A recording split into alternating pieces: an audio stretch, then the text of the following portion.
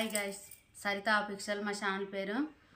ఐబొమ్మ ఐబొమ్మ అని అంటారు. ఐబొమ్మనే లేకుంటే మిడిల్ క్లాస్ వాళ్ళు ఎట్లా పోయి చూద్దురు?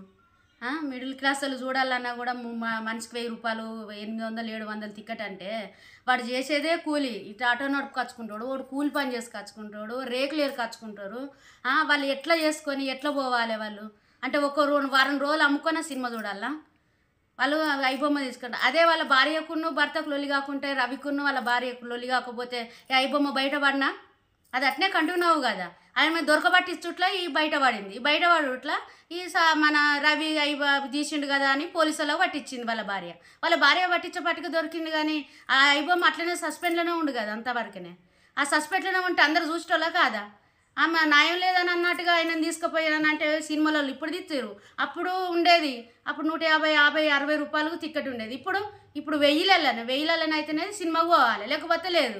కొన్ని కోట్లు పెట్టి తీస్తారు బరాబరి. ఆ కోట్లలో అంటే జనాల దగ్గర కూడా ఉన్నోడు లేనోడు పోవాలని అంటే టికెట్ల రేటు కూడా తక్కువ ఉండాలి కదా. పైసలు ఇటు పైసా అటు పైసా అని అంటే ఎన్ని ఇంచులు తెస్తారు, ఎన్ని కోట్లు తెస్తారు. రిలీజ్ అని అంటారు, పాట రిలీజ్కి వస్తాయి, దీని మన ముక్కలు పెడితే వస్తాయి. వాళ్ళు కూడా ఆలోచించాలి. ఇప్పుడు ఆ పిల్లగాడు చేసింది కూడా మంచిగానే చేసిండు కదా. లేనోడు ఉన్నోడు ఇంత నెట్ చేసుకొని 350 400 రూపాయల నెట్ సెల్లులలో కార్డులు వేసుకొని చూస్తారు. వాళ్ళు ఏం ఫ్రీగా చూస్తలేరు కదా, నెట్తోనే పోతుంది కదా సినిమా కూడా. అవి కూడా అటైజన్ తెట్టియే నేను పైసలు అనే న్యాయానికని అన్నప్పుడు పిల్లగాని తీసుకుపోయి ఇట్టుగా వేసి అరెస్ట్ చేసి ఉరిదిత్తాం అది ఇది ఇస్తాం అంటే అదైతే న్యాయంగానే కాదు అసలుకి. ఆయనకు తగిన శిక్ష చెప్పాలి, నువ్వు మంచి దారిలో నడవాలని అనాలి. ఆయన బయట తీసుకొచ్చుకొని ఆయన బుద్ధి చెప్పాలి.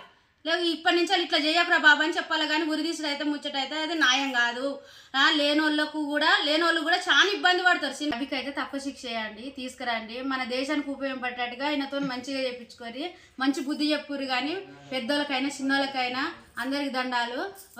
ఆయనకు మంచి బుద్ధి చెప్పి మంచి భవిష్యత్తు ఇవ్వండి. కానీ ఆయనని ఏం చేయకండి, తక్కువ శిక్ష పడేటట్టుగా చూడండి. ఆయనకు ఐబొమ్మ రవికెళ్ళే మా సపోర్టు.